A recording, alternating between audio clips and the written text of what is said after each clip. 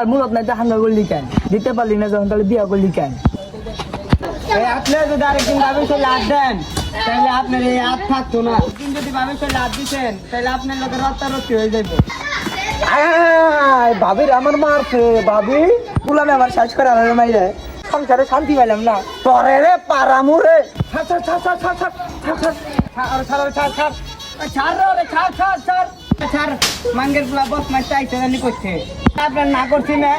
আবার ম্যাচ ধরে সে ম্যাচ যদি ভাবিরে না পালতে পারেন তাহলে আমার দেন। বলেছেন নাম পালা পাল্লা আমার দিয়ে দেন মেয়ে।